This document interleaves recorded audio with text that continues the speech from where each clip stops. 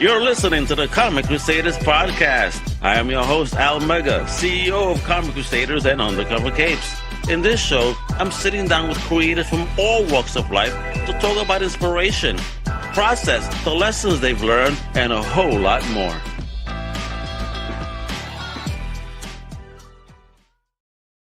Yo, what up, familia? It's your boy Al Mega, CEO of Comic Crusaders, host of the Comic Crusaders Podcast, Big Whip on Music, and a whole bunch more. And guess what? We have another high-powered, high-energy episode. That's right, because we're going to be dipping straight into Nashville.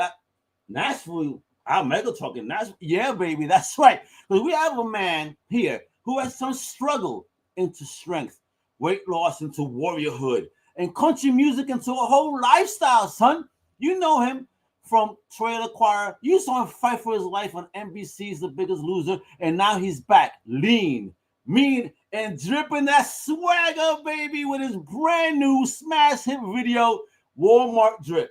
This joint is stacked with stars. I mean, you got Chris Kirkpatrick, TikTok phenom, Tayler Holder, Brad Leah, NFL beast, Miles Burris. Oh my God. So he's a Nashville son, a fighter, a motivator, and a straight-up entertainer. The one, the only, the amazingly talented Bigg Vinny, baby. What's popping? Yeah, baby, get him big, get him big. Oh, man, you're making my guns look so... I mean, mine's got shape. My shit's small. Nice. They're nice cut, though. It's a good cut. So. Yeah, but you got the mask. I'll be afraid. My man, Vinny, I am so happy to have you here today. Thank you for wanting to hang out with me and talking the business and the champs that you got. I mean, I was watching this Walmart Drip. The title alone is amusing. And then when I dipped the video and started listening to the words and seeing then, again, who was involved in the creation, I'm like, whoa, my man is not playing. So let's get into this. Bigg Vinny, yeah, baby, and I love the name too, man. Especially you in the hip hop world, I'm digging it. So, Vinny, talk to me. I'm big with two G's. That's right. Come on with it. That's right, baby. Double G. He's the gangster in the hood, baby. And let me take my little head out of there because that's disturbing. I thought it was cool. Yeah. So, Vinny, first things up, for those that are just unawares, let them know where you're originally from and what was the first thing, because I know what your family is about, but what was the first thing truly that you fell in love with on your own? I'm actually from Perry County, Tennessee, about an hour west of Nashville, hour and a half, I guess. You go back to the deep in the woods where I grew up. The first thing I fell in love with on my own was probably listening to the country radio. Because my family was really based in the rock and roll world. You know, my dad had played with everybody. Whenever I was a young man. But my mom, I grew up with my stepdad and my mom, and she only really listened to like Pink Floyd and Journey and Boston and Grateful Dead, things like that. And for me, I was like, I like all that. But one day I flipped the channel and I was sitting. Back in the day, your parents would leave you in the car when they went inside, no matter how hot it was. But I was in the car and I'd be flipping stations. We didn't have air conditioner. It was an old Ford Escort. But I flipped the station to a Kicks. An Escort. I haven't seen those in a while. the tiny little blue ones. But I flipped the station and it flipped over to Kicks 96, which was our local country station over in Hickman County, Tennessee. And the song Thunder Rolls was playing. And I was like, boy, I love this. And what I loved was that it had a story. It was like watching a movie in 3.5 minutes when you would listen to those songs. And I think that's what really got me just about listening to the radio and the country music side of things was, man, I want to hear that story. I want you to put a visual inside my head that I can't unsee or that I want to see the rest of it. So I'd say the first thing I fell in love with that wasn't pushed on me probably was country music and sitting in the car and just listening to the radio. When everybody else would stay inside watching TV, I'd go out to my mom's little Ford Escort. Finally, she got a Mercury Cougar when I was a little older. I'd go there. A Cougar? Oh, my God. You talk the two-door Cougar with the little windows on the side? Oh, no. She had the four-door, the big boy. The four-door. Oh, the big boy. Oh, okay. The big body. The big body. And I would sit inside there, and I would listen to the radio, and honestly, I would go in and I would request the songs I wanted to hear, and I'd dedicate them to a girl. But like, hey, could you play this for Megan Gordon? And then the next day I'd show up at school like, hey, Megan, was you listening to Kicks 96 last night around 7:30? And she says, no, I was not. I was like, well, listen tomorrow night. She never listened. I try to get my love, my love is waiting for you. Anyways, didn't work out. Epa! Whatever. But yeah, I'd say that. I mean, I love that. I love football. I love all that stuff, man. I was your typical country boy that I wanted to play football. I wanted to have some kind of job. I wanted to go out and haul hay, and then I got out there hauling hay, and I didn't want to haul hay anymore. So I feel you. Yeah, man, you've had quite the journey. Cause let's start with the one I think a lot of people probably definitely know you from The Biggest Loser, right? I mean, when weight-wise from 426 to 242. Whoa, bro! I mean, that is superhero origin story vibes. Jesus. Yeah. How did that transformation change you as an artist and as a man, baby? You know what I mean? What was interesting is actually earlier in that year I was over 500 pounds and I'd lost 70 something. Yeah, I'd lost 70 something pounds on my own. So that year I lost 258 pounds total. Now that's the best guess I have because the scale only went up to 500, so it might have been a little over 500, but they guessed me right around 500, and so I lost that weight. It changed my life in a couple ways. For one, I kind of filled my life up with how can I achieve things. I had a very tumultuous childhood. I was severely beaten by my stepdad, had a lot of really bad things happen to me. And I kind of felt like my mom never protected me. So I moved out whenever I was 12, moved in with my dad for a couple of years. He had a whole other family. I felt out of place. So May I ask something there? Yes, sir. Wow. First of all, sorry you had to deal with something like that, that type of trauma at such an early age. But dealing with that trauma, did you speak to your dad about that? So my dad didn't know a whole lot. I didn't really meet my dad. I met him once when I was around 2 or 3, again when I was around 5 or 6, and then I never saw him again until I was 8. But by that time, I'd been convinced that he didn't want me, so I didn't have a whole lot of trust and the protection or whatever. I get you. And so I grew up, with my stepdad and my mom. And basically what happened whenever I was 12 years old, I had gotten in a fight at school because a kid hit my sister. And I beat him up pretty bad. And good on you. No one touched this. Yeah, no, don't touch my sister. But I beat up this kid pretty bad, and we had to pay some medical bills. And my stepdad got mad, and he beat the teetotal crap out of me. And most of the time, he didn't do it when my mom was there. But this time, my mom happened to be driving up the road, and she saw him on top of me, hitting me in the face, and broke my nose. It was all messed up. And I get up, and I go running over to my mom because thinking she's going to protect me, right? But whenever I get over there, she looks at me and said, "What did you do to him to make him do that to you?" Oh, man, I wish I was on the streets that day. That man would have gotten choked out by me. Yeah, ain't nobody touching a kid in front of me. He was, I've forgiven him. I've forgiven him since then. I realized that this is a guy that went through Vietnam. He had we didn't know what PTSD was back then, obviously. People didn't talk about it as much anyway. So, I was able to forgive all them. But that honestly, going on there, I found out that, hey, all these things I'd accomplished. I got the record deal. There's a thing called Sonic Drive-In down here in the South. Y'all might have a couple up there in New York. Yeah, and Long Island. I only got to go once, and I enjoyed the shit out of it. It's a great little restaurant. But I worked there, and I ran one of the top 4 Sonics in the nation whenever I was running it, and I won a bunch of awards for running that. So I had that accomplishment. I was a very decorated football player. I had second team All-State. I was all-state power lifter, so I had all these. Bigg Vinny was not playing back in the day, baby. Right. And here was the thing: is like I accomplished those things, and every time I looked at people and said, "I told you so. I told you I could do it," because I always felt like nobody believed I could, because I was always overweight. I mean, I was 300 pounds by the time I was in 8th grade, so I was a big guy. Always. Oh yeah, I was big. I was 200. 8th grade. When I was 11 years old, I couldn't play football because you couldn't weigh over 180 pounds back then. And I weighed 230 when I was 10. Oh, you would have killed all those little kids. I look back now that I got kids. I'm like, they might have had something going on there.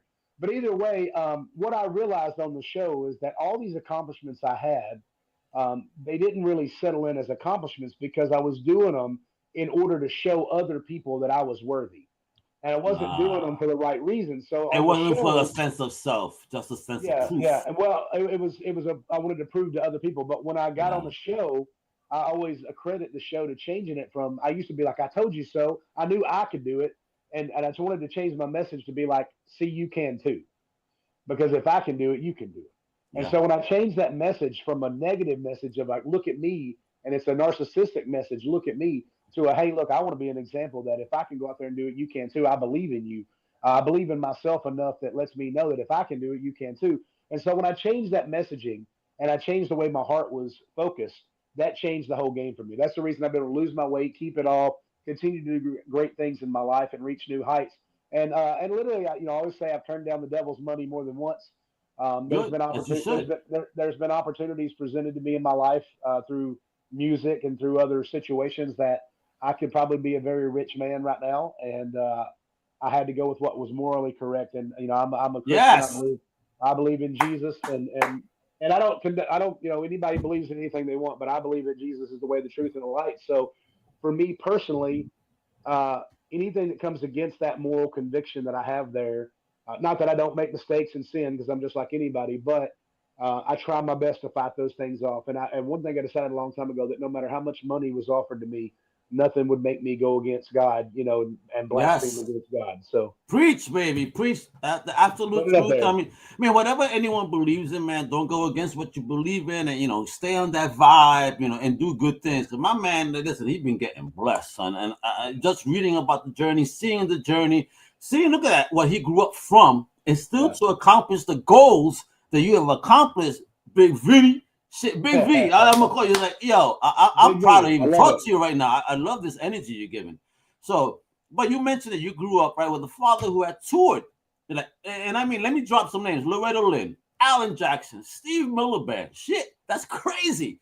So, what is it like being raised on that type of musical legacy? And did you ever get a time to meet any people that he worked with? So I got to meet Loretta Lynn a few times. Him and Ernie, Loretta's son, and my dad had an actual band together, and he would play with Loretta as well.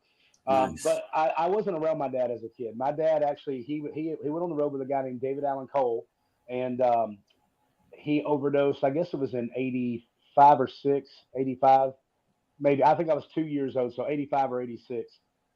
He overdosed on black tar heroin, and he said he could see his body laying there. And he said, God, if you'll deliver me from this, I'll serve you the rest of my days. And the main reason he prayed that prayer is he didn't want my mammy, who was my great grandmother, to find him because he was at her house. And he woke up the next morning with no addiction, completely healed, never went through withdrawals, none of that. And he became a preacher till the day he died 18 years ago. And so that's been a huge lesson in my life. And like I said, he wasn't in my life when I was a young man or a young kid. I guess when I was a young man, he was for a little bit. But I was 22 whenever he passed, and 23, and he was 43 whenever he passed. So 43, so young, And he played with all those folks. As far as like the question you asked, I didn't know him as that. Everybody else around me is like, dude, your dad was the best guitar player I've ever heard, and he was great. I mean, he played in the church. I mean, our church band was. Whenever he was running his church, it was so good. I mean, they were. That's soul in that mother for that day, right? No, we were in there. We were singing, we were praising, we were putting Jesus out there, and it was so funny. My brother is a phenomenal musician like my dad. I didn't get that. I'm an okay guitar player, and I can sing and I can rap and all that. But my brother, yes, you can rap and you can sing. It's okay. That's still musical talent. That's music. But my brother plays like 12, 13 instruments. It's crazy. Jeez, really? Bro, where's your brother at? Bring him on. My brother was the bass player for the church band. And I'll never forget one day he was up there and he was just thumping and he was going to town on the bass, And all of a sudden my dad starts looking over at him. It's like, a look again. Like, calm down, bro, please. This is too much energy for the church. He goes, ladies and gentlemen, Stephen Hickerson with the bass solo for Jesus. Go ahead, Stephen. Show us what you got, buddy. He goes, apparently it's all about you right now. It ain't about the I love it. And so my brother got mad, but he started just bass facing and going to town on it. So I mean, that must be fun. I mean, I grew up in a talented family for sure, but our talents are very much different. I'm a music fan and I'm making music now. Like I stopped at the time because marriage hit me. Now that I'm alone, I'm like, you know what? Let me go back to the stuff that I enjoyed, and I'm having a lot of fun, son. But let's talk about this though. Before that publishing deal, right? You hit every Nashville stage you could because you were making moves, from what I understand. So, what's the craziest "I can't believe I'm here" gig that you had?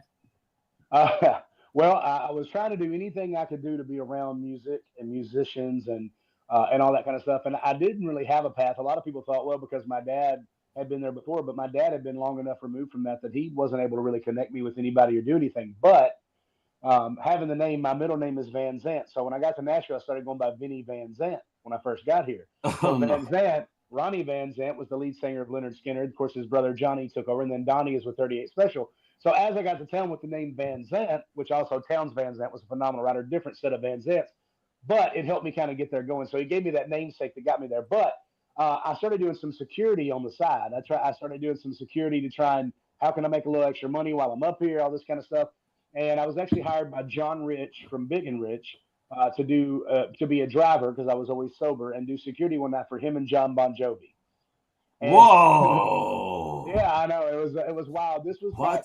It was crazy enough. He had a political debate with Al Gore, and it was a charity thing to raise money for charity for a local school here. But it was Al Gore and John Rich had a debate, and then whenever they got done, I was supposed to go pick them up. So I go to pick them up at this whatever this place was. I don't remember what it was called. But anyways, I go to pick them up, and all of a sudden comes walking out Richie Sambora, John Bon Jovi, John Rich, and John Rich's wife, Joan. And then I see Al Gore and his security detail going off to a different way, and I was like, "What in the world is going on here? This is what am I looking at?" Yeah. And then from there, it was literally Toby Keith walked in one night and saw us at a bar, signed us to a record deal, took us on tour with him, and I got to play so many shows. I've got to play with Merle Haggard and ZZ Top and just all the legends, man. Not all of them, but tons of them. That's crazy. With that, mentioning the great Toby Keith, man, legend. Did the Toby ever give you some career-changing advice that you get to talk to the man? Oh, he gave me the number one piece of advice you can have. He said, "You're responsible for your music, and you have to go out there and put in the work." And he said, "It doesn't matter." He's like, "It doesn't matter how talented you are. It doesn't matter how much money you got. You have to go put in the work. If you got the money and you don't do the work, you don't make it. If you got the talent and you don't do the work, you don't make it. You have to go out there and you have to work your butt off and understand that your level of success is different for everybody. What you consider success. Some people think success is selling out multi-million-dollar tours. I think, man, if I can make my living doing what I love, I mean, I shoot for selling out multi-million-dollar tours. Let's go, of course. But if I can make my living doing what I love, then I feel like I've won. I don't wake up and go to a job every day that I hate. And I believe that for me, that was a great sign of success. And then at the end of the day, what are you putting into this world? How are you making people feel? I feel like my music has always made people feel good. It no matter what they were going through in their life, no matter how bad they were hurting, they could take a 3-minute vacation with one of my songs and kind of escape reality for a little bit. Whether it be one of my story songs that kind of will identify with you, or if it's one of my fun songs like Walmart Drip or Rockin' the Beer Gut, that's made you just have fun. Hey, man, chill. I'm drinking my beer, but I don't have to go yet. My metabolism is still good at my age. Bless. Well, hey, listen, you can buy beer in a 6-pack, so that's all I'm saying. That's what I'm saying. But, bro, all right, we got to talk here, though, because the one thing I want to know is I love the name Bigg Vinny, because that shit stuck. So how did you flip it from a size thing to energy and personality? Yeah. So I was worried about that. When I went on the show, I'm like, man, if I lose all this weight, will I still be Bigg Vinny, And it's one thing if you're just kind of big, you know what I mean? But I was the biggest. I was 500 pounds. He said I was the biggest. So, like, Big Papa ain't have shit on you, bro. So if you're just a little overweight, you're like, that guy needs to work on himself, get himself in better shape. But when you're 500 pounds, you're like, dude, that guy don't care what anybody thinks. He's rocking it. So I was actually out in LA. I was auditioning for Dumb and Dumber 2 the first time they were going to make it. You were? Oh, shit. Yeah. So Cindy Fairley is my lawyer out there, who is the Fairley brothers' sister that does all the Something About Mary, Kingpin, Dumb and Dumber, all those great movies. Oh, great. And so she's my lawyer. So I went out there to audition for Dumb and Dumber 2. Well, when I got out there, she's like, I think you're great. I think you're awesome. You're so funny and you can dance and you can. She goes, but I was like, no buts. I'm great. And she goes, no. She said, here's the thing. She's like, I want you to be taken more seriously as an actor. And right now, I believe that you could be the fat guy that runs through in a Speedo, or the guy that you come in and smack your belly as they oil you down and slide you down a slide or whatever. She goes, no oil. This is a Diddy-free zone. Diddy's off. She goes, I believe that you could go and you could have a great career doing those things like a slapstick comedy. She goes, but I also think that you have enough personality that if you really wanted to pursue this, I need you to go lose 200 pounds. And I was like, 200 pounds? Well, what about Chris Farley? What about John Candy? She goes, yeah, they were like 300 pounds. You're like 200 pounds, almost double their size. She's like, so when I got to put you on a screen, or whatever, a screen with another actor, you're going to take up so much of the space that it won't be right. She goes, who needs the other actor? Yeah, who needs the other actor? Who needs Tom Cruise when you got Bigg Vinny? But I went out there and I was auditioning for that, and I was trying to get it. I got that realization, that check, like, hey, you got to have to do something different, man. You're going to die. And I had a spot come up on my leg, a real big bump come up on my leg, and I thought it was a hernia. Well, it ended up being cellulitis, which if I'd have been 2 days later going to the hospital, could have turned into gangrene. I could have lost my leg. Whoa. And then I found out I was diabetic. I found out I was diabetic type 2. Now I'm no longer diabetic. I lost that weight and did all that stuff. Yeah, baby. But as far as keeping the big moniker, it was during that time that I realized that, like, Bigg Vinny wasn't about how much I weighed, but it was about how big my heart was. It was about how big my personality was. How big your personality, exactly. How big my love is for people, Once I realized that, all the rest of that stuff escaped, and it didn't matter to me anymore. And I just still go out there with that big personality. I mean, I think if you think about times, Jim Carrey, one of the biggest personalities of all time, skinny little dude, but one of the biggest personalities of all time. If you said, man, that guy's big, everybody would agree with you, And so right. I don't know his heart. I don't know him as a person, but I know as a personality and as the impact on my life, how much joy that guy gave me through a screen. That was an inspiration. Adam Sandler is the same way. Sylvester Stallone, in a different way, is that way for me. So people that have that just massive personality or that massive story or that massive love or heart or lesson, that's big. And so I want to do those things. I want to encourage people. I want to help people heal. I want to help people be happy. Yes. I want to help people learn how to have grace for each other and forgive each other. Yes. That's important to me. I think, obviously, you are a beautiful human being, my brother. I love this type of talk. So this is what we need to do. It's about, stop hate. Stop the hate. Show the love. We are one, especially in this country. We are one. There is no, I hate being political, but I just want to say this. Stop putting things in front of American. We're all American. Yeah, there's nothing in front of it. Yeah, we're American. That's it. Yeah, and let's be proud of that fact, and let's show up how we need to show up, and try to be the best positive force we can in this world, like Vinny does with his music, man. Because let me tell you, that Walmart drip, dude, that shit. First of all, the title alone is hilarious. I love it. Then you got Chris Kirkpatrick, you got Tayler Holder, you got Brad. You got Miles Burris. That's an all-star lineup. Oh my effing God. And not just that. CMA Fest 2025, you brought that Walmart drip energy to Nashville's biggest stage. Holy shit. Oh, yeah. How did that feel? Well, it was so awesome to get to be part of that. And with Brad, who's my publicist up there, man, he leaves no stone unturned. He's like, hey, Vinny, you're going to do this. I'm like, how am I going to go do that? They don't want me. He said, yes, they do. They want you. You're going. And I think sometimes it's good to have somebody that believes in you more than you believe in yourself. And I think that's what Brad has always done for me. So getting the chance to be up there, the biggest week in country music and all that kind of stuff is huge. And I love the fact that we're getting to see some of the animation right now. Yeah, it's so dope. It's dope. I just want to say this. I'm not a country fan. I'm a New Yorker. I'm an East Coaster. I'm a hip hop fan, rock fan, idiot. But the flavor and twist you put on, folks, I wish I could put the audio, but I don't want YouTube to smack me right now while I'm talking to Bigg Vinny. Oh, they will smack me too.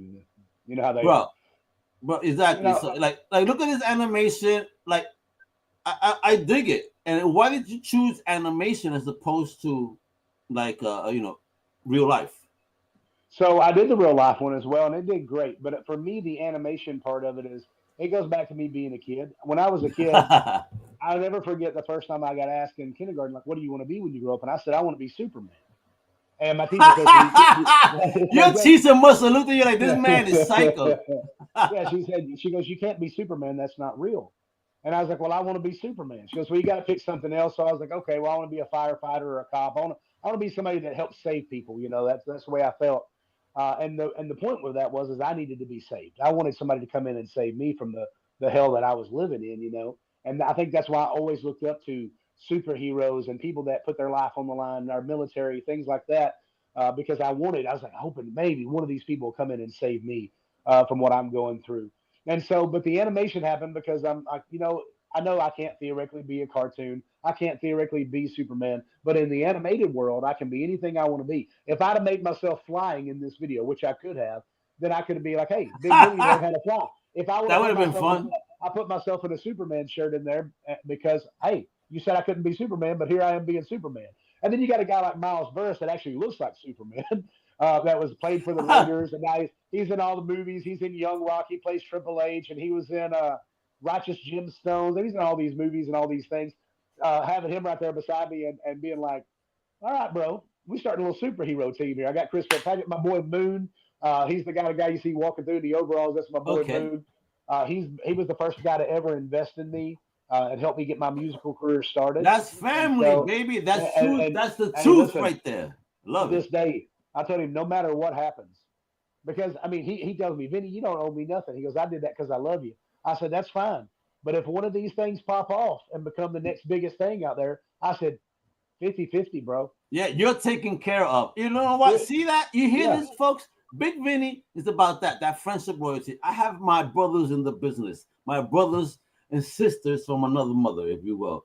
And let me tell you, like, you know, whatever they help me with, if it pops, yo, listen, there ain't no 60-40, no. It's 50-50. We're splitting this down the line because that's how we're supposed to bless one another.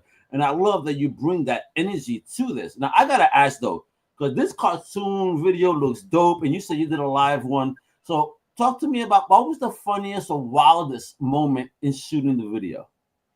Oh, man, shooting the video, we didn't ask permission. We just went into Walmart's when we were shooting. Wait a minute. You just walked in with cameras, son? You thugged it out, bro. Gangster. We took cell phones. Of course, they can go in 4K now, you know, or go bigger than 4K. Of course. And then we had a little handheld camera, but it wasn't big. We didn't get to take in any lights or anything. We just went in guerrilla style and filmed this thing. We walked into Walmart's. We tried on clothes. But, excuse me, every single time that I took somebody in to do that, I bought them the clothes that they changed into. Shit. Because I want to be like, hey, you know what? It wouldn't be fair to Walmart if I didn't actually spend some money on these clothes if I just used them. So I bought the clothes that we used for the video, and I let them keep them. So. Oh, you hear this? Bigg Vinny was dope here. Not only were you able to be part of it, he was buying you the clothes, son. This is fire. Hey, listen, that Walmart drip is fire, though. I don't give a F what anyone says. I've gone to my local Walmarts. They got some dope jeans. They definitely got some dope T-shirts. I'm like, yo. So you know what? That Walmart drip is in fact fire. So everybody need to stop talking all that shit, bro. Well, I mean, the reason this whole thing started, there was a big eclipse that came through about a year ago. And my wife and me had talked about watching this eclipse. So the day that the eclipse happened, we didn't have the glasses. You had to have these special glasses to watch or you burn your eyes out. And you're not blind, right? Okay. It's not true. I tried it. Didn't burn my eyes out. But we got to Walmart, and she was like, she tricked me. And I looked at her and said, hey, listen, when we go in here, just the glasses and nothing else. And she says, well, I just got to buy a few things. Now, if you've ever been married and been to Walmart, you know that just a few things is $500. So, I was married for 25 years, so you know. I don't believe in that few things shit. That's a lie.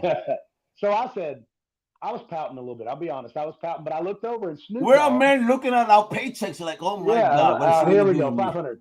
But I look over and I see this swimsuit. It's a Snoop Dogg line of clothing inside Walmart. I didn't know Snoop Dogg had his own line of clothing, but I look over and I see this swimsuit, and it's got like the picture of Miami Beach on it and the sunset, and it's a net jersey up top, and it's these little half chubby shorts down bottom. And I'm like, you know what? My 300-pound butt's gonna look good and that stuff. So I went ahead and bought it. I get home. My man went from Bigg Vinny to Big Sexy. Big Sexy. Well, I mean, I just knew. I was like, I put it on because that's what we do as guys. We want to put on our new shoes as soon as we get them. So I put on this outfit, and I'm sitting there looking at my wife. I go, damn, girl. She goes, what? I said, you get all this drip. She goes, what does that even mean?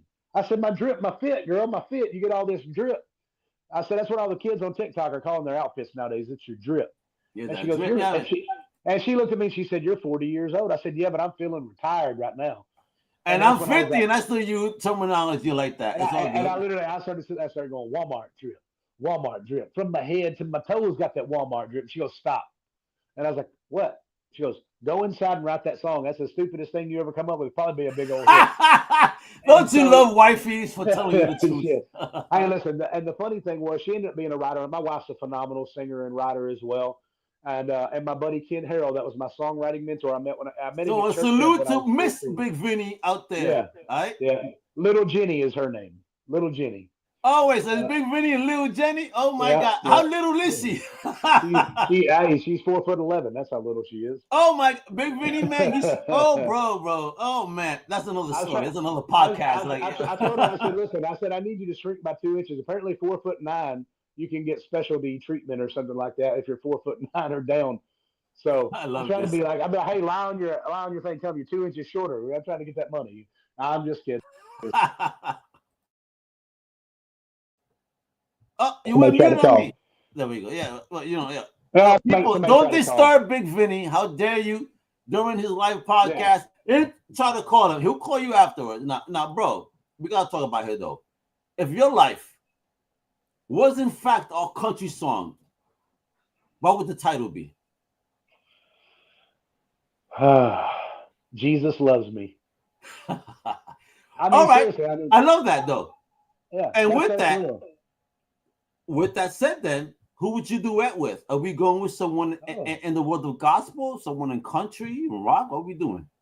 It's funny enough. I get asked this question sometimes, and people are like, "Who would be your first person if you could have anybody duet?" And this is going to sound like the craziest answer, but I would love to duet with Will Smith. You just blew my wait. I know it sounds weird. Listen, keep his wife's name out of your mouth, and you'll be good. The good thing is, if I said something about his wife, which I wouldn't because I'm respectful, but if I did and he smacked me, he will get smacked back. Okay. America, baby, America, the true America. You don't do shit to us. Listen, I'm okay. I mean, react the way you want to react, but I ain't gonna let a man put his hands on me without taking up for myself. However, I just think me and Will Smith. I think back to growing up on his music and him being, the Fresh Prince and all that. I just feel like with my music and what I do, how much fun would we have if we did a Walmart drip? Not for nothing. Obviously, I was a big fan of the show. But I think that at one point, he had one of the hardest summertime tracks in Summertime. Oh, Summertime? Like, bro. Oh, bro. That is one of the hardest summertime tracks that will never die. Oh yeah. Like I heard this in the streets this year coming up from a car from a youngin. So I'm like, even the youngins know that this is like the summertime track. It'll never die. His music will live forever. I mean, I play his music. I just started DJing about a month and a half ago, and I love it, by the way. And I play some Will Smith, and the kids love it. I'm talking about a lot of times it's nothing but college kids. They're in there. They're doing the Fresh Prince stuff. They're doing the summertime. They even do the Wild Wild West, which I think was probably holy shit. But again, that song hit, amongst a certain community, which is funny, but whatever. Yeah. Listen, Will Smith has his niche audience, and he knows how to work them. And do what you do, baby. This is what we gotta do in this wonderful industry of ours. But bro, again, that video is fire. Your music is fire. Your energy and all, bro. And also you have those deep Nashville roots. Now tell me, what separates Nashville's grind from the rest of the world? Because Nashville is kind of like the way I've seen. Again, I'm a New Yorker. Rock music, metal music, hip hop music. Country wasn't a big thing in my hood, but as I grow older and listen. Because obviously words, verbiage, song, composition is important. Man, these country boys and girls, shit, they ain't playing when it comes to messaging. So, what is it about those roots and how that separates? I don't know that it's the grind that's different. I think, I haven't been to other places and done music, so I don't know. I might be wildly accepted and loved in LA if I went to LA and did music, or if I went to New York or I went anywhere else. I don't know. Maybe I'd be so different. They'd be like, hey, yell at this guy in because he's great and he's different. But I think in Nashville, what I find is people are willing to help you. People want to see you succeed. They don't just look at you and say, well, I'm trying to do the same thing you're doing, so you're my competition. I've never felt like that in Nashville. I've always felt like anytime I was going somewhere that somebody would say, hey, well, let me make a call for you. Now, I mean, obviously they have to believe in what you're doing before they'll make a call for you. You have to be like, hey, I think this guy's got something. But I just feel like in Nashville, everybody's always willing to help. They're always willing to connect you with another songwriter. They're willing to connect you with somebody they believe you would mesh well with. I've been a connector my entire career. I've connected a lot of people together and been responsible for some people that are out there on radio now, bringing them to their record deals. And I just think, the big thing in Nashville is that we all try to help each other. And like I said, it may be that way in other places. I've never been there. I've written some songs in LA. I've written some songs, but I've never been part of the music scene there. So I don't necessarily say that it's our grind is different. I just think that, from what I've noticed, people try to help each other. I think there's a common misconception out there that country music doesn't want anybody else to come in, but I think we've welcomed pop stars and rock stars. Yes, you have. I think for me, I love it. I love to see Beyonce coming in and doing some country music. I think she probably has it her roots because, what a great singer she is. Again, we're all American at the end of the day. So, yeah, we have our country roots, man. I'm a Puerto Rican that was born in Isabela in the country. Yeah. You know what I mean? So, for real, man. Post Malone's out there doing great. We had Jewel back in the day. Oh, I love Jewel. Jewel was oh my God. She was, okay, damn it, bro. What you had to say, Jewel? She was such a big crush for me because I thought she was so cute. And I wasn't even a fan of that style of music, but just seeing her is like she made me a fan. What's cool about her is she had all the money in the world and she had that one crooked tooth. I love that. I love those imperfections. And if she wanted to, she could have fixed that tooth, but she never did. But why? Exactly. Because she was comfortable with who she was. Yeah. And I think that, to me, that's the sexiest thing. When you see somebody, it's like, you know what? That's why when I look at Cameron Diaz is out there right now. She hasn't really done a whole lot of the, fixing her face and plastic. She was the hot thing. She was the hot thing of the day back in the day. But I'm proud of her for doing that. Yeah, I think when I look at her, I'm like, you still look great to me now. I'm older too now. Natural woman. She just letting it be what it is. And I feel bad for the ladies who believe that if they don't have everything perfect, that they're not worthy. Now I'm a lie. Hey, you do whatever you want to do to make yourself feel good. That's fine with me. I don't care. Beauty is beauty, whatever. But if you're only beauty's in the eye of the beholder. Yeah, but if you're only doing it because you feel like it makes you more valuable to a man or more valuable to human society, like that's just not the truth. You're missing the point. Yeah. Yeah, I think I think it's sexy to be you. I think it's sexy. Yes. And that's what I said. I didn't lose weight because I thought I was ugly. I lost weight because I was going to die if I didn't lose weight. Yes, which is scary, bro. Because again, you were at a weight that's insanely crazy. I did it to save my life, but and we're happy to have you here today. I have no issues with people doing whatever they want to do. I say go for it. I just hope you're doing it because it's what you truly want to do, not because you think it's going to make somebody value you more. People should value you for your heart, for your morals, for your love, all that kind of stuff. They shouldn't value you because you have a perfectly rounded butt or a perfectly sculpted face or this or that. If that's the only reason they love you, then they don't truly love you. Listen, exactly, folks. Don't just love me for my face and my phenomenally shaped ass. Come on, don't do that. I mean, like I said, I also am not opposed to well-shaped asses and beautiful faces. But I'm saying I don't need you to inject yourself a million times a week to do that. Yes, please don't do that. Again, you do whatever you want to do. I love you regardless, and no matter what, as long as you treat me good, I'm going to treat you good. And guess what? Even if you don't treat me good, I'm still going to try and treat you good because I know that I can't change your heart by treating you bad. I can only change your heart by treating you good if you treat me good. Showing love, baby, because love is definitely. Hey, let's go, man. El amor, baby. What would Dolly do? Oh, I love that T-shirt, bro. All right, stop playing, bro. That's Walmart drip, baby. Walmart drip. My man ain't playing with that Walmart. Walmart, you better get that man to sponsor him right now, Walmart. This is a public. That's what we're going for. We need Walmart sponsor. He's showing you guys. He even made a song for you guys. Walmart, come on now, stop playing. I made the best commercial y'all ever had. You did. Listen, I'm about to want to go to Walmart after this podcast and get me some new T-shirts and jeans, bro. I love that Dolly Parton. I hope they have that shit around my way. I'm about to get mad if they don't. Now, Papi, we need to talk about this before we go. Country music is evolving fast because, again, it was something that people saw, but now we have like the coast, not just middle America, enjoying country music. And, and TikTok has helped a lot with that crossover acts and whatnot. Like you mentioned Beyonce. How do you stay rooted but relevant in this industry? Yeah. I think in any artistry, you just have to be 100% unapologetically you.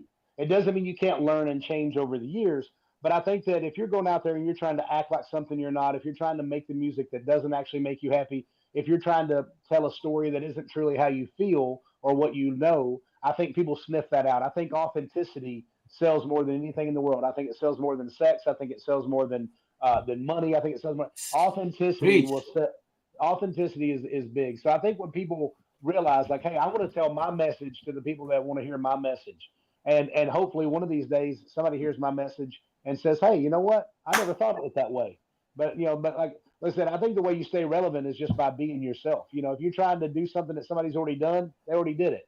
So don't be the next Morgan Wallen. Don't be the next Chris Stapleton. Don't be the next Beyonce. Be the first you. And if you be you 100% of the time, it's like Dr. Seuss said, you are you. It's truer than true because there's nobody in the world more youer than you. Ooh, man, preach. Preach. I love that. Now, bro, talk to me about this. What's next after this Walmart trip? You got tours, album collabs. Give us that roadmap, man. Yeah, so I just started doing the DJ thing, which is fun. I'm actually doing a collab with, if you ever heard of the Danger Twins, they got this. Yes, I have. Yeah, Stop playing. They got that song, Just a Thing of Beauty. So it was a big TikTok viral thing. They asked me to come on board and do a rap and feature on their song, which was really huge. So how did this happen, though? And when it happened, did you believe it was real? So here's how it happened. I was helping put on a charity golf, tournament, I guess what you call it, a charity golf tournament down here to raise some money for our wounded creative vets. Okay. So I was on here. I was putting on this golf tournament, and I got teamed up with this girl, and I didn't know who she was, and she didn't know who I was. But as we got to talking and everything, she's like, "Oh yeah, I do music. Here's my song." I'm like, "Oh, I've heard that song 1,000,000 times on TikTok." And she goes, "Yeah." She goes, "That's my song." She goes, "What do you do?" And I showed her a Walmart drip. So about 3 or 4 weeks after the golf tournament, she calls me because we had swapped numbers, and she said, "Hey, can you rap?" I said, "Well, yeah, I showed you Walmart drip." She goes, "Yeah, but that's kind of like singing rap. It's rap, but I mean, like, can you really rap?" I was like, "Yeah, I can really rap." And so she goes, "I'm going to send you Just a Thing of Beauty remix, and I want you to lay a rap down on it." And so I went in, I recorded it on my phone, and I sent it back to her. And she goes, "Can you come in the studio tomorrow?" Well, it turns out she writes for the Jonas Brothers and their dad. Yeah, and they love it, and they loved it, and they want to put it out on us. So that'll be one of the next big things I got coming out. Will be actually being pushed, hopefully, by the Jonas Brothers and their dad. Yo, Bigg Vinny doing big things, baby. Hey, listen, that's exclusive here because I hadn't told nobody that yet. Oh, and we got the Super Crusaders Podcast on top of that. Yo, Vin, bro. But yeah, I'm doing that. I got a couple more country songs. I got one called FU250.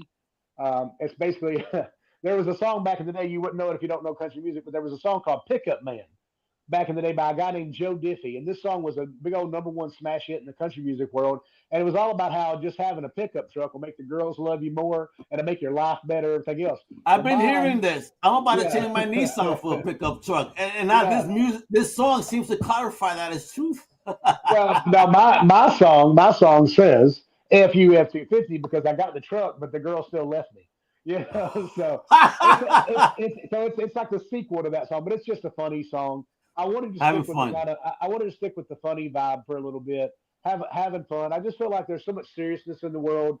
Today as we're talking, I don't know when this episode come out, but today when we're talking, it's 9/11, and I think about that. I think about sitting I was sitting in history class in Miss Bates's class when the first plane hit the tower, and I watched as the second plane hit the tower, and I think about everything that happened yesterday with Charlie Kirk and. Oh my God! I mean, that's horrendous. Listen. I just want to say here, I'm not a political person, but I just want to say that I think that we're all entitled to our voices being heard. Yeah, this is America, freedom of speech, and words don't kill, folks. Yeah. But bullets do. And when you try to match up a bullet against words, that's just not fair, son. So please allow people to have their opinions, and you know what? Use your brains and speak. Don't pick up weapons. This is America, man, right? We're supposed to be better than this, man. That's what makes America great, is that we're supposed to be able to have a conversation, a discourse with each other, and have different opinions. And shake hands afterwards and have a beer. Like, okay, You know how I feel. I know how you feel. Yeah. Let's not talk about that no more, and let's just be at peace because that's what we need. Or make the change necessary. If I know how you feel and you know how I feel about a certain subject, that don't mean we might still be. I don't. Who's your favorite football team? Man, you're about to hate me, but New York Giants, baby, I bleed blue. So Scatbo, you know, you got Scatbo out there now, laying people down, getting the angry run scepter and all that kind of stuff. Let's all go. I'm saying is we might completely disagree on politics, but be like, hey, we both love the Giants. You know, we might completely disagree on policies and different stuff, but that don't mean that we don't love eating a steak together. And so I just think for me, and the reason I wanted to stick with the comedy thing for a little bit, I just feel like there's a lot of seriousness, a lot of heaviness in the world right now. And I want to be somebody's escape. I want to be somebody's get away from it. And my number one way to do that is always to speak the name of Jesus. But on top of that, you know, throw a little comedy out there. Let somebody have a laugh, a smile. Forget about the bad stuff. I mean, I think if we turned off the news and we put our cell phones down for a couple of days, I think the whole world would change. You know? Bring it back to the 80s, right? You know, a little bit. Come on. Let me tell you. Yeah, but I'm from that generation. I grew up see, that's what I love about my generation. We grew up in the middle of all things tech. You know, we know how to live outside, but then in our formative 20s, you know, technology started to grow. So it's like, okay, we are truly the middle generation. Yeah. We know how to live outside. So guess what? If the apocalypse happens, we will survive. Sorry, youngins. But we know how to use tech too. So it's like, don't play with me.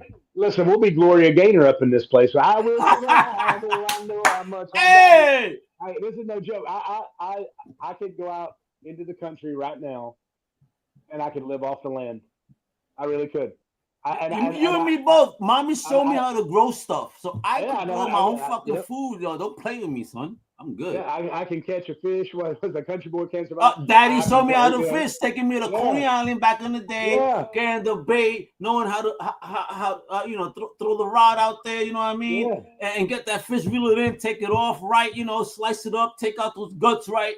You know, I know how to do that shit. But does this current generation do? And that's a scary thing. Listen, a lot of them don't. Yeah, things are going. Hey, we have an Atlas 31 comet or whatever the fuck that is, alien ship. Who knows what the hell is coming? It's Project Bluebeam. I don't know what that's going on in this world, baby. But listen, let's just get our shit together. Let's learn, you know, let's love, let's be together, let's be humans.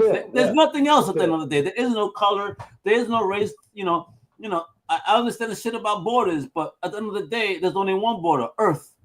And we're all human beings, man. And let's make sure that we celebrate our humanity. Love, support, help one another as best we can. And of course, you know, if y'all that do evil, y'all gonna be handled as y'all should be handled. Yeah. And you know, that's one of the things. My mother-in-law, she gets scared a lot, let's say that. And she asked me, she's like, "Are you not scared?" I'm like, "No, I'm not scared." She goes, "You're not." And even about that, whatever the thing is flying to us. She goes, "Are you scared? What if it's aliens?" I'm like, "What if it is? What if it is? What if it is? They might come down here and bring us something that helps everything be better." Or maybe not, but we don't know. I mean, listen. But you're perceiving the worst possible outcome as opposed to thinking, what if it's good? What if? Exactly. I'm the kind of person that's like, if you're going to ask me, what if it turns out wrong? I'm going to say, what if it turns out right? You know, what if things go right? And I think that's the reason I've been such a dreamer in my life is because my fear of failure is way bigger than my fear of regret is way bigger than my fear of failure. I'd much rather fail 1,000 times over and over and over again and succeed once than go the rest of my life and not try anything and play it safe and then regret it 20 years from now. So to me, it's like I view the world the same way. A lot of times I've been screwed over before, you know, like we all have. I've made the wrong decision on a person, thought they were great, they weren't. But and part of me lesson learned. Part of your brain says, don't give people a chance again. But the other part of me is like, what if I don't give the next person a chance and they're the person that could have changed my life? Yeah, your brain says one thing, but sometimes we got to follow our heart because our heart is our second brain at the end of the day. Yeah. That's the way I perceive it. I see my heart as my second brain that allows me to make some decisions that may be emotionally based, but sometimes, you know what, we can't disregard the emotions. Yeah. And the thing is, man, we're all going to make mistakes. We're all going to do somebody wrong at some point.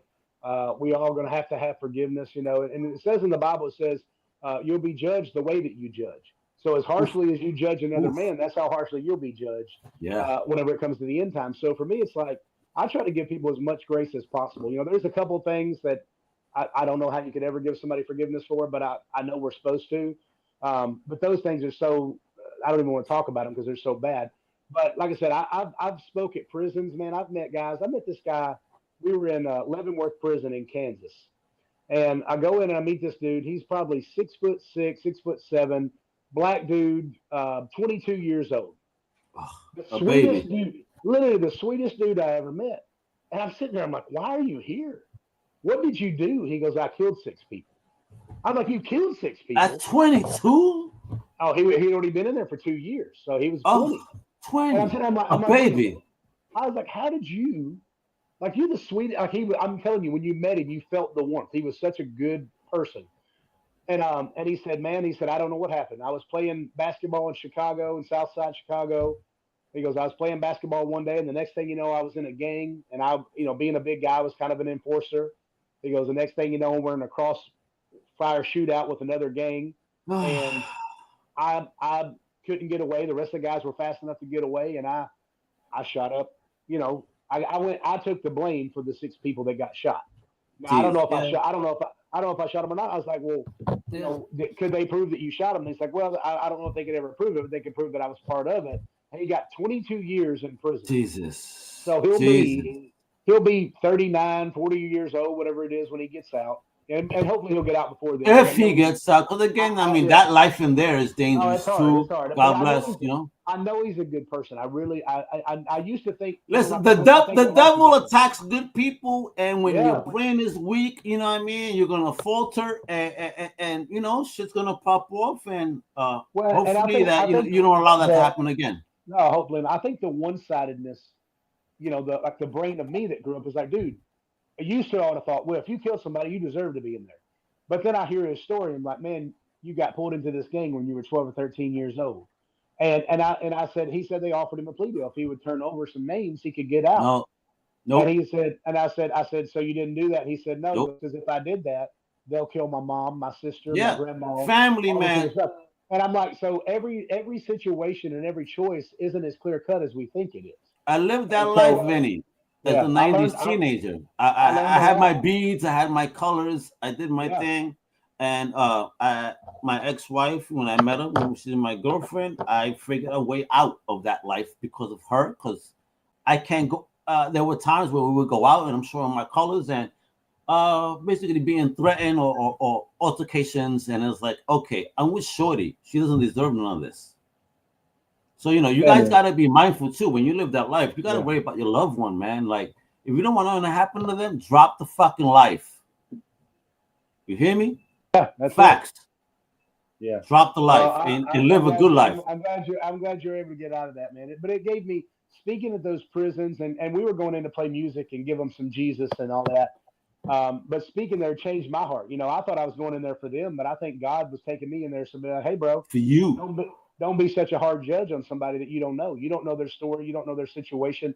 Have a little bit more of an open mind and an open heart, And so yesterday I posted Romans, Romans 9? I'll have to look it up, but I posted a thing yesterday. It was just talking about how, your instinct is to attack your enemy. Your instinct is to wish bad upon your enemy. But in the Bible, it tells us that if we see even our enemy, if we see him without clothes, we're supposed to give him clothes. If we see him without food, we're supposed to give him food. If we see him without water, we're supposed to give him something to drink.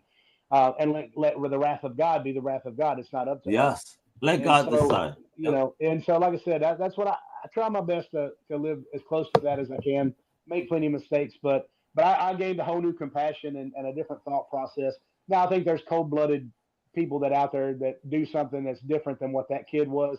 But he showed me that not every person that's in there is the same. Every story is different. So. Agreed. But man, great words, great lessons out here. I hope you guys are listening here, man. Bigg Vinny here, man. Not just an entertainer, but a man that living life and speaking to people and learning those lessons. I think we all need to learn and value our lives. I mean, our country's in a lot of turmoil, the world, and let's just please love one another, help one another, and be there for one another. So I need to know, bro, what's next for Bigg Vinny, man? You got any concerts coming up, any appearances anywhere where we could shake your hand and give you a big hug to say thank you for being such a motivator and inspiration in our lives, brother? For real, you are, man. So virtual high five. Much love, brother.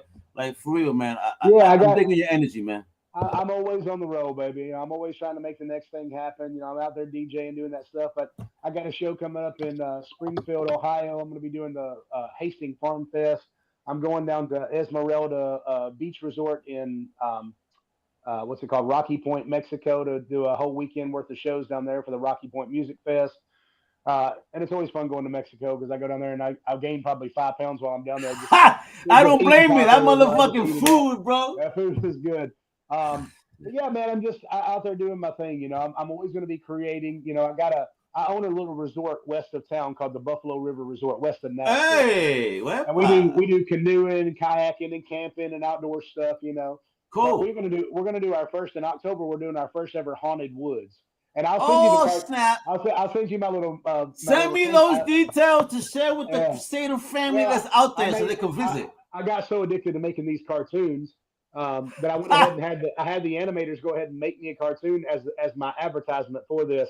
And we made up these characters: Smiley the Clown, Slicer the Clown. We got Grandpa Bones. He's an old redneck that lives in the woods, and you don't know what he's eating, but you can assume what it is. But it's a cool thing. But man, I appreciate you more than you know, dude. And I didn't know how blessed I was going to be to get to be on this with you today. But just getting to have your energy, man. I feed off your energy. I love that. And I feed off of yours. We're having a great time. You have great energy. Now, bro, if you ever come up to the Northeast, whether it's New York, Connecticut, or Mass, please let me know. I need to go out there. You're going to be hearing that one Puerto Rican screaming, "Whoa!"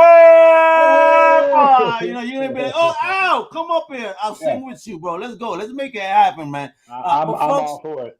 This is what we got to do, folks. These are the most important things I need you to do today. Because if you feel my man Bigg Vinny energy like I do, that big energy, baby, please follow him on social media, Instagram. That's Bigg Vinny Official. That's BIGG VINNY Official. On Facebook, same thing, man. Show that love.